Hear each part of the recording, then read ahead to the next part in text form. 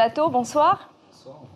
Merci d'être là ce soir. Qu'est-ce que ça fait d'abord d'être meilleur pâtissier de Polynésie? Bah écoutez, je suis ravi. C'était un beau concours et super content d'avoir pu rivaliser devant tout le monde et de montrer ce que ce que je pouvais faire et ce que je savais faire. Vous avez réalisé des exercices imposés, je disais tout à l'heure, durant le concours. Qu'est-ce qui a été le plus difficile finalement? Bah, de gérer la pression, gérer l'espace.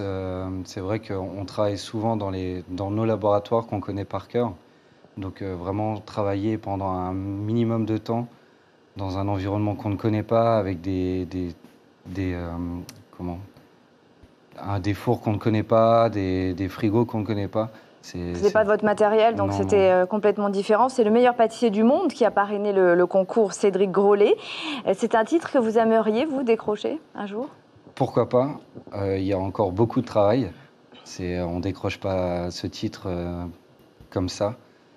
Là, c'est un premier pas et il faut encore vraiment travailler, vraiment continuer à apprendre, à rechercher de nouvelles recettes, vraiment travailler. Il faut persévérer et pourquoi pas un jour. Est-ce que c'était impressionnant de l'avoir comme parrain à vos côtés pendant les 5 heures? Ouais, tout à fait. C'est assez déstabilisant, surtout quand il s'approche, il veut goûter ce qu'on fait, il nous pose des questions. C'est vrai que c'est très rare qu'on puisse rencontrer une personne comme ça qui est assez demandée. Et c'est vrai qu'on est souvent voilà, dans le laboratoire, caché de tous. Et donc, ouais, c'est assez impressionnant quand même. Vous avez amené votre trophée avec vous.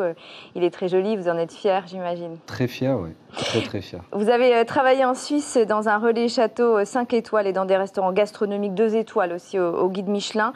À quoi est-ce que la clientèle s'attend lorsqu'on lui sert son dessert dans des établissements comme ceux-là? Beaucoup de rigueur. Le client doit être surpris. Aussi au niveau des saveurs. Puis la pâtisserie, c'est vraiment la dernière touche que le client a. Donc c'est vraiment son dernier aperçu du restaurant. Donc ça doit vraiment être parfait, quoi. C'est ce qui va lui rester dans la tête finalement. Oui, généralement. Est-ce que maintenant que vous avez appris à marier votre savoir-faire, ça fait qu'1 an que vous êtes en Polynésie, et les produits locaux, vous pensez que les saveurs polynésiennes sont suffisamment fines et variées pour réaliser des plats exceptionnels? Tout à fait. Oui. Il y a déjà énormément de produits qu'on retrouve en métropole ou en Suisse. La vanille de Tahiti en fait partie. C'est vraiment des produits d'exception que tous les grands chefs travaillent.